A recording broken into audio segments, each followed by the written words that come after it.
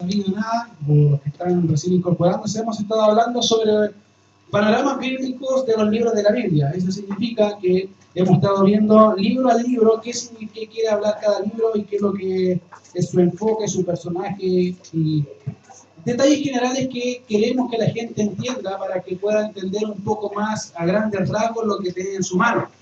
Generalmente la gente no lee y lee poco, sí lee un poquito, y eso quiere decir que no entiende mucho lo que tiene en su mano. Y es necesario que podamos entender el plan general de Dios en su palabra.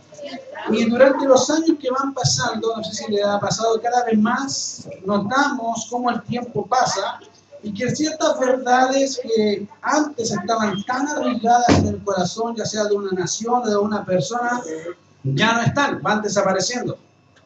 Esto obviamente sin duda es un cambio en la mente y en el corazón de las personas. Y hoy vemos como lo que en el siglo pasado era impensado que sucediera o que saliera a la luz, hoy se ve día a día. Cada día vemos más maldad, cosas que antiguamente probablemente, no sé si lo notaban, en las noticias no se escuchaban muchas ciertas noticias que hoy ya casi es parte de cada día, y ya lo que antes era malo ya deja de ser, comillas, malo, según lo que la gente estima.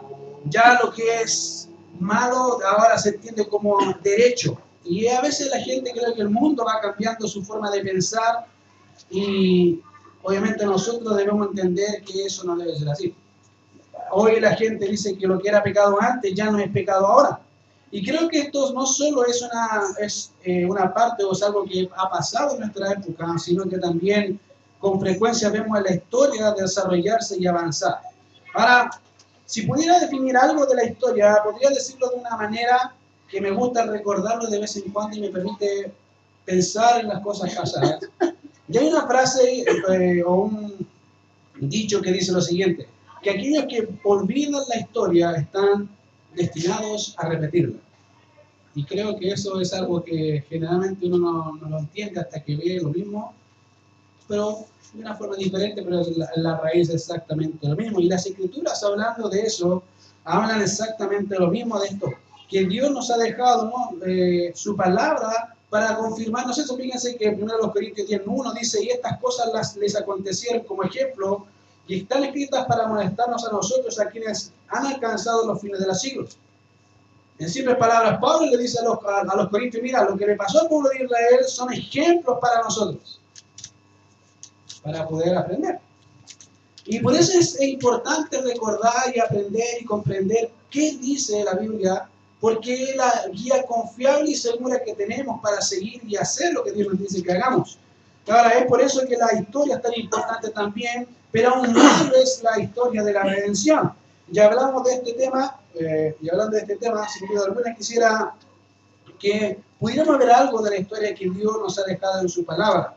Y hemos estado viendo un panorama, como les decía, general de la Escritura, y hemos pasado por el Pentateuco, que son los primeros 5 libros de la Biblia, de Génesis hasta Deuteronomio, por los libros históricos, que son Josué a Esther, por los libros poéticos, Job a Cantares, y ahora estamos en una de las secciones, creo que más extraordinaria, sin desmerecer lo otro, al contrario, todo es extraordinario, pero creo que la gente tiene un paladar o algo que le llama la atención de la profecía bíblica. Generalmente la gente se va siempre para ese lado y casi nunca sabe cómo salir.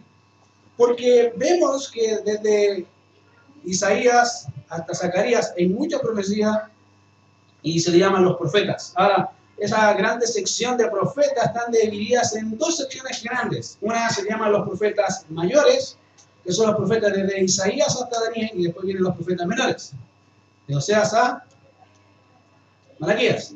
Gracias. Hasta Malaquías. Y gracias por la participación. Hasta Malaquías. ¿Qué significa eso? Que hay por lo menos 2 grandes secciones y nosotros nos encontramos ya en una. Hemos pasado por todo y llegamos a los profetas. Y ya estamos en el profeta, uno de los profetas mayores, que es Ezequiel. Ahora, fíjense que quisiera situarlo más o menos en el año 722 de la caída del pueblo de Israel. Más o menos en el 931 el pueblo se dividió, y eso significa que Israel ya no es teocrático, sino era más un sentido de gobierno humano. El hombre empieza a gobernar, dejaron a Dios y hay una división en 931 que Israel se separa. ¿Qué significa? El reino del norte y el reino del sur. El reino del norte se le llama Israel y el reino del sur se le llama Judá. Ahora, algo interesante del reino del norte es que cada rey que hubo en el norte, todos fueron malos. Ni siquiera uno, hablando muy en nuestra época, ninguno de ellos salvó algo del pueblo, al contrario. Hacía que el pueblo se fuera más en contra de Dios. Eso produjo que Dios muchas veces amonestándoles a ellos, les dijo, arrepiéntanse. Y en el 720 Dios manda un juicio y se van cautivos a Asiria. Eso obviamente es el momento que el reino del norte fue llevado cautivo. Y obviamente Dios los entregó en manos de los asirios por su pecado y su maldad. Y sin duda Isaías tuvo un gran ministerio dando a conocer a la nación su pecado, pero también vemos cómo Dios obraba en juicio. Pero habiendo caído el imperio de Asiria, Dios entregó en manos de Nabucodonosor todo el gobierno asirio y ahora empieza un nuevo gobierno que es el gobierno babilónico. Y ya Dios había advertido y está advirtiendo más y más al pueblo de Israel, al que quedaba, que sería el pueblo del sur, que sería Judá, de arrepentirse y volverse a los caminos de Dios. Vuélvanse a mí, y el pueblo más y más no quería escuchar a Dios. Fíjense que posteriormente, en el año 605, Nabucodonosor conquistó y sitió Jerusalén. Y se llevó a uno de los hombres, creo, más extraordinarios en la Biblia. De hecho, la Biblia dice que si estuviera Job, Daniel y un hombre más, solamente ellos por su justicia serían salvos. Nadie más. Y ese hombre es Daniel. Fíjense que en el 605 Daniel se fue a una edad adolescente al cautiverio. Generalmente cuando vemos los primeros capítulos de Daniel, la gente piensa que ese es un hombre maduro, pero en realidad no es maduro en el sentido de edad. No tenía 30 o 40 años. Alrededor de 20 años tenía, y esa era su convicción acerca de lo que Dios quería con él. 605. Ahora, cuando llegamos al 593, Dios levanta un nuevo profeta entre el pueblo rebelde de Judá, que es Ezequiel. O como su nombre lo dice, Dios fortalece. Este hombre no solo fue profeta de Dios, sino sacerdote. Y 7 años antes de la caída total de Judá, Dios le envió a proclamar su palabra, decir que al pueblo arrepiéntanse, arrepiéntanse. Ahora, si pudiera definir su ministerio, o mejor dicho, su tema, lo definiría en la siguiente frase. Hay una frase que Ezequiel repite mucho y mucho, y es la siguiente: y sabrán que yo soy Jehová. Va a encontrar alrededor de 64 veces en ese libro. Y hay un título que el mismo Dios le pone a Ezequiel: hijo de hombre, ve y di. Es un título que Dios le pone a Ezequiel. Pero esta frase, y sabrán que yo soy Jehová, es una de las frases que más se repiten en el libro. Ahora, es interesante pensar que esta declaración, que podría definir en alguna medida su tema en dos grandes categorías, y tiene que ver con el juicio y la restauración de Israel y de las naciones gentiles. Ahora, para poder comprender estas verdades, quisiera mencionar algunas observaciones generales del libro y creo que vean algunas cosas sobre esta frase. Una de ellas, o en primer lugar, cuando hablamos del conocimiento de Dios, tiene que ver con quién es Dios. Ahora, es obvio, es obvio que uno tiene que ver con quién es Dios y lo que Él exige. Y eso es lo que vemos en este libro. Sin duda, uno de los temas más recurrentes que encontramos en fuertes contrastes a la conducta de las naciones es la santidad de Dios y su soberanía. En el libro va a haber un fuerte contraste en lo que Dios exige, lo que Dios es y lo que hace el pueblo. Ejemplo, Ezequiel capítulo 15.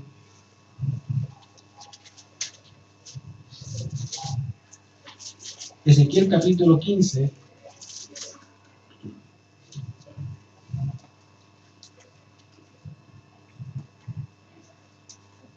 versos 6 al 8, dice así: por tanto, así ha dicho Jehová. Vamos a leer del verso 5. He aquí que cuando estaba entera no servía para obra alguna. Cuanto menos después que el fuego la hubiere consumido y fuere quemada, servirá más para obra alguna. Por tanto, así ha dicho Jehová el Señor. Como la madera de la vid entre los árboles del bosque, la cual di al fuego para que la consumiese, así a los moradores de Jerusalén. Y pondré mi rostro contra ellos, aunque del fuego se escaparon, fuego los consumirá. Y sabrán que yo soy Jehová, cuando pusiere mi rostro contra ellos. Y convertiré la tierra en asolamiento por cuanto cometieron prevaricación, dice Jehová el Señor. Creo que es un claro ejemplo del corazón de la nación. Y fíjense que algo interesante que es la nación, ni siquiera es uno. Acá hay uno que, entre medio de todo hay uno, que es Ezequiel. Dice que ese tema de la santidad y la soberanía de Dios está muy marcado en el libro, y es necesario comprender esta observación, porque en primera instancia no reconocer esto en Dios, el no reconocerlo a Él y lo que Él es. Si tú no sabes que Dios es santo y que Él es soberano, estás negando que Él es Dios. Dios es así, es parte de su naturaleza. Si Dios es santo y soberano, entonces su pueblo debe vivir de acuerdo a lo que Él ha establecido en su palabra. Si Dios es santo y Dios es soberano, y cuando hablo de soberano es dueño y señor de todo y hace lo que quiere con lo que Él hace, con lo que Él tiene, porque es suyo, entonces eso significa que tú y yo debemos completa obediencia a Él. Todo. Y eso es algo que generalmente se olvida, sobre todo en este tiempo. Dios es soberano. Dios pone reyes y saca reyes. Dios a veces permite cosas. Y yo diría, pero ¿por qué Dios las permite? Bueno, Dios es más sabio que nosotros. Por algo lo hace. Él ve las cosas diferentes como nosotros las vemos. Pero Él siempre hace lo mejor. Dios es soberano. Y en su soberanía permite sufrimiento. En su soberanía permite sin duda bendición. Él hace como Él quiere. Dios es santo y soberano, entonces su pueblo debe vivir de acuerdo a lo que Él ha dicho en su palabra, y de ahí el contraste a la nación idólatra y su comportamiento déspota en contra de los profetas de Dios y hacia el mismo Dios. Fíjense que el mismo Ezequiel, capítulo 3, verso 7, lo dice: mas la casa de Israel no querrá oír, porque no me quiero oír a mí, porque toda la casa de Israel es dura de frente y obstinada de corazón. El mismo Dios le dice a Ezequiel: mira, Ezequiel, ellos no te van a oír, pero yo te mando, anda, háblales. Pero no te van a oír porque ellos son una casa dura. Su corazón es duro, no quieren escucharte a ti porque no me quieren escuchar a mí. Ellos dejaron de escucharme. Y cada vez que escucho y hablo y veo esa frase ahí, hay un versículo en hebreo que retumba en mi mente y en mi corazón que dice: si oyereis hoy su voz, no endurezcáis vuestros corazones.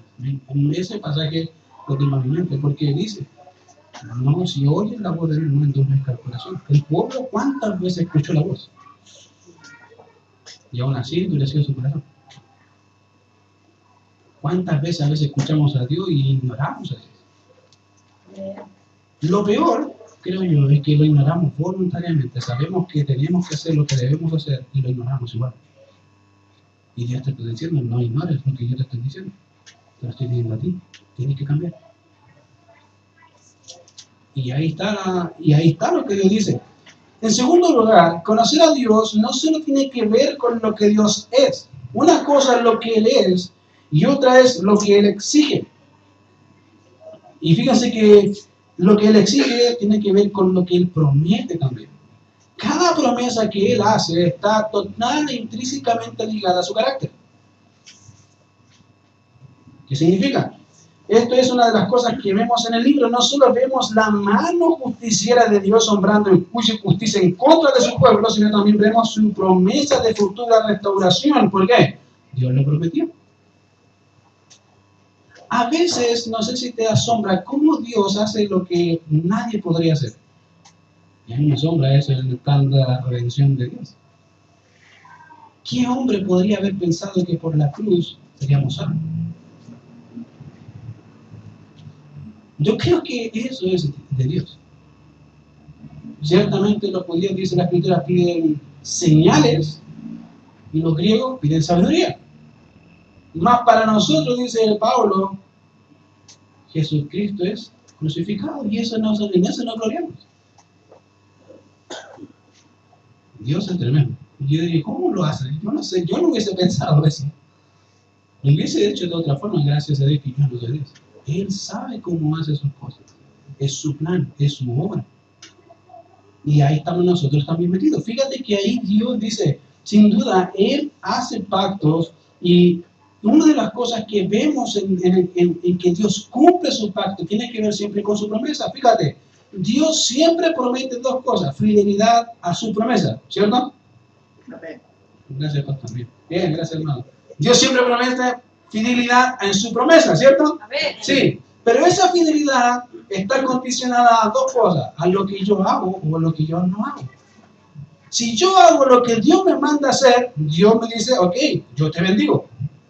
Pero si yo hago lo que Dios no quiere que haga, Dios dice, ok, así como yo te bendigo y me gozo en bendecirte, así me voy a gozar en reprenderte y castigarte. Porque yo te amo.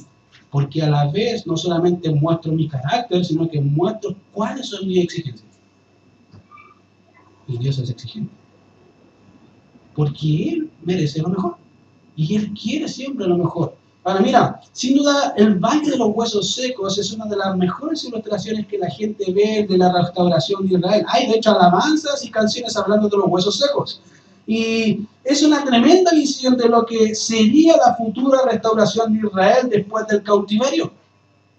Después de 70 años de cautividad, Dios les dijo, yo los voy a restaurar, pero no voy a dejarlos sin castigo. El castigo va.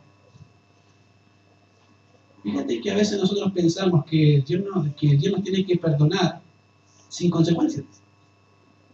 Queridos, eso no es así. A veces Dios, porque es misericordioso, omite consecuencias. Y ellas son contadas.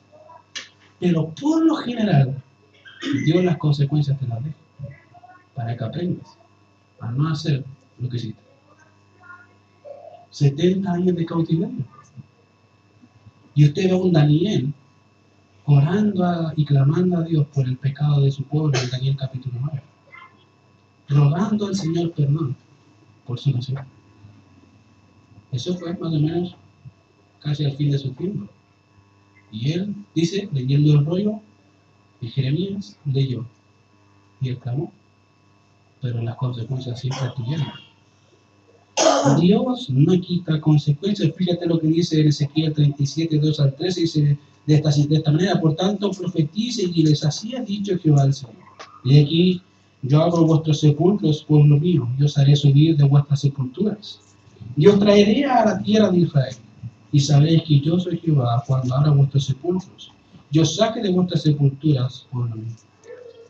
En otras palabras, dice, mira, yo fui fiel en castigarlos, pero así mismo yo soy fiel en restaurarlos. Yo los voy a levantar. Así como los destruí del polvo los voy a levantar. Y ahí está, la redención futura.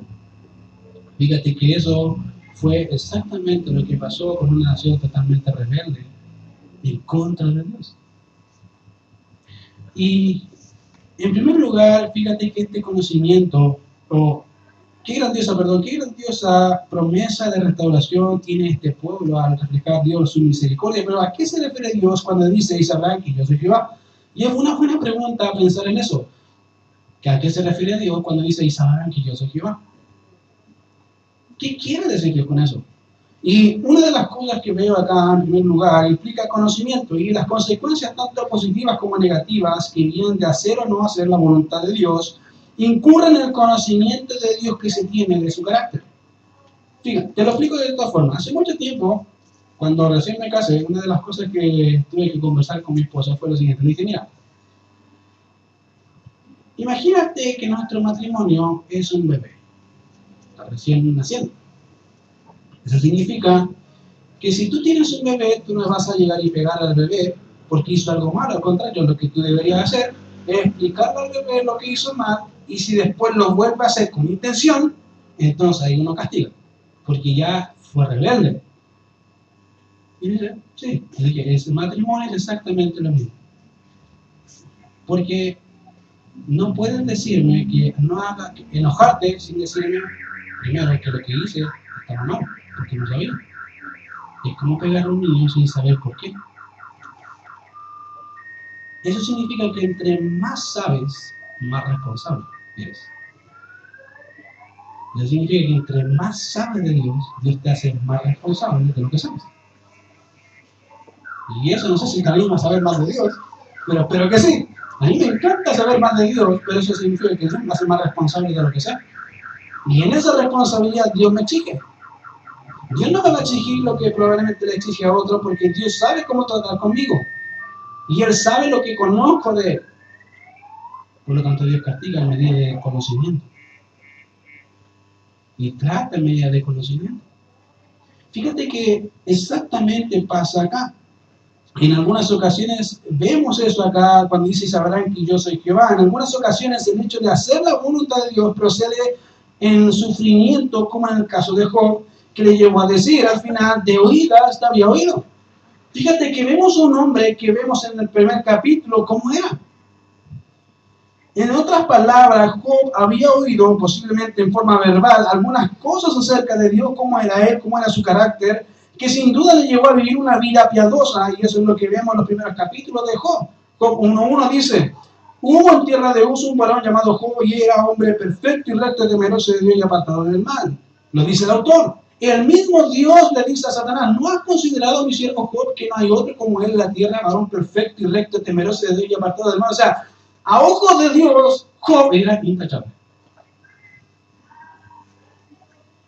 Porque de lo que conocía de Dios, él aplicaba ese conocimiento a su propia vida, que lo hacían vivir de una forma recta delante de Dios. De igual manera vemos el carácter santo y justo de Dios cuando señala su pacto y promesa en consecuencia al actuar de su pueblo. Fíjate que cuando Dios castiga, como te dije, Dios no te va a castigar porque no te dice, al contrario, Dios te dice y después te castiga. Ejemplo, Deuteronomio capítulo 28, 15 al 21, Dios hace un pacto condicional con el pueblo de Israel y dice, mira, estas son las bendiciones y estas son las maldiciones. ¿Qué significa? Tú obedeces bendiciones, tú desobedeces maldiciones. ¿Cuándo? Se acabó. Y en este pasaje Dios le dice, pero acontecerá si no oyeréis la voz de Jehová, tu Dios, para procurar cumplir todos sus mandamientos y sus estatutos, que yo intimo hoy, que vendrán sobre ti todas estas maldiciones y te alcanzarán. Maldito serás tú en la ciudad y maldito en el campo. Maldita tu canasta y tu arteza de amasar. Maldito el fruto de tu vientre, el fruto de tu tierra, la cría de tus vacas y los rebaños de tus ovejas. Maldito serás tú en tu entrar y maldito en tu salir. Y Jehová enviará contra ti la maldición, quebranto y asombro en todo cuanto pusiere mano y hicieres, hasta que seas destruido y perezcas pronto a causa de la maldad de tus obras por las cuales me habrás dejado. Jehová traerá sobre ti mortandad hasta que te consuma de la tierra a la cual entras para tomar posesión de ella. Fíjense que eso se los dijo mucho tiempo antes, casi 1000 años antes. Dios los advirtió y les dijo, ok, mira, mi bendición siempre va a estar con ustedes, pero te aviso de algo, si se te ocurriera dejarme, yo voy a ir en contra tuyo. El pueblo lo sabía. Esto implica que Dios no solo obra en base a sus promesas, sino a su carácter, queridos. A veces queremos la promesa, pero no damos cuenta que hemos ofendido al carácter de Dios. Porque Dios obra en base a su carácter. Y en lo cual obviamente su promesa se confirma. De ahí, fíjense que cuando dice, y sabréis. Ellos sabrán. Y en segundo lugar, implica un reconocimiento del carácter de Dios. Y de allí que se ven las consecuencias en base a su carácter y su promesa, no solamente al conocimiento que tú sabes, sino ahora a la aplicación de ese conocimiento en tu vida. Esto fue lo que dijo Job después del sufrimiento. Fíjate que él dijo, de oídas te había oído. Pero la frase dice más ahora, mis ojos te ven.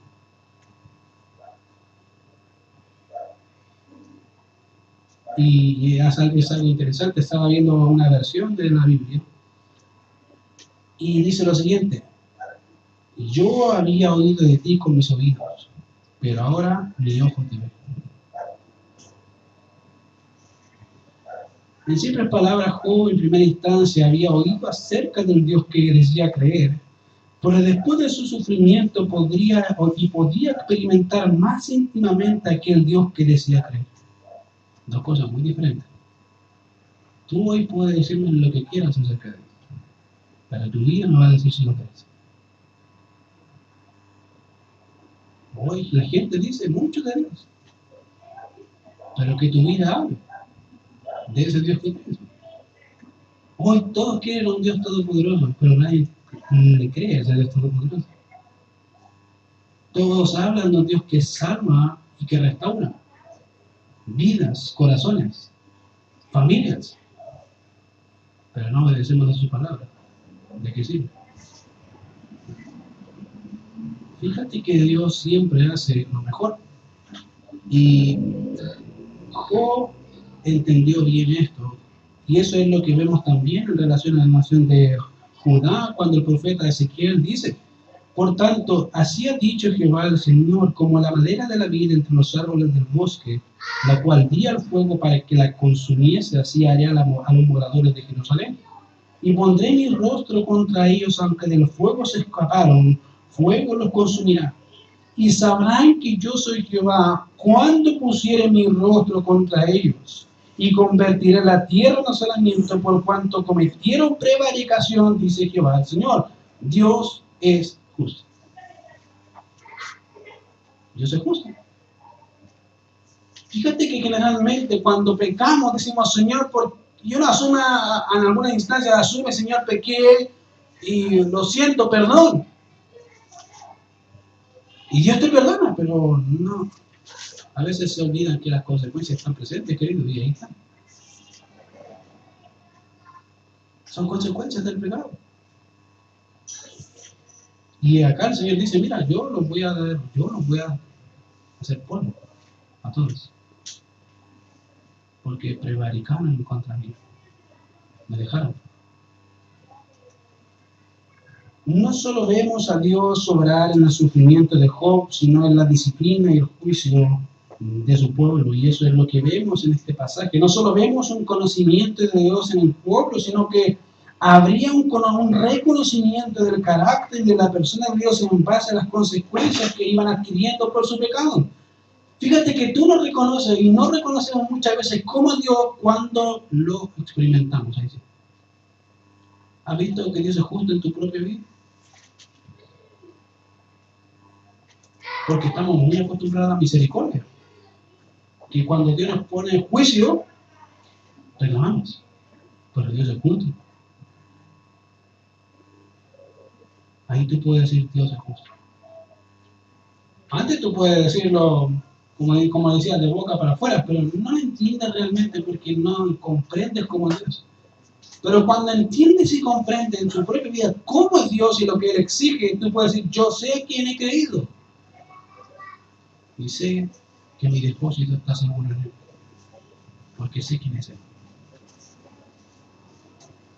Pregunta: ¿cuánto conoces de Dios? A mí todavía me falta por aprender. Mucho más de Él.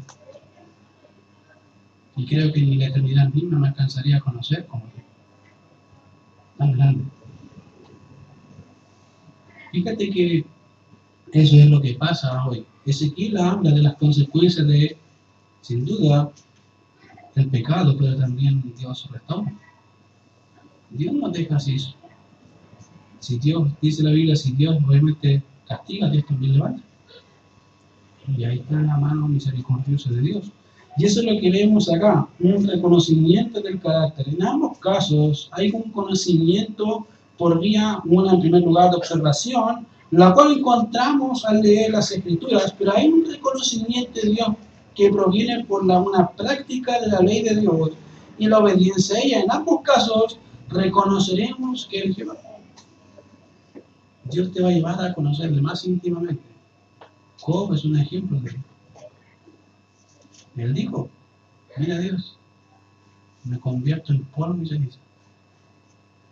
Porque había escuchado acerca de ti. Creo que eres tú, Dios. El creador del universo, lo creo. Pero muchas de las cosas que entendía y comprendía las entendía pero ahora te veo actuar. Fíjate que el pueblo de Dios en este tiempo, Ezequiel, dejaron a Dios y se olvidaron de Él, pensando que Dios era probablemente otro Dios semejante a los otros dioses que tenían ídolos, pero Dios no es comparable a ningún otro. Dios siempre cumple su promesa, querido. Y te lo digo, Dios siempre cumple su promesa. Si no la cumple hoy, la puede cumplir mañana. A Abraham se le prometió tierra, descendencia y bendición, y dice que no vio eso, pero lo miró con esperanza, sabiendo que fiel era el que había prometido. ¿Tú crees que Abraham verá esa promesa cumplirse? Yo creo que sí, porque Dios puede resucitarlo y hacer que la promesa se cumpla. Para Dios no hay nada imposible. Vamos a ver. Señor, te damos gracias por este tiempo y gracias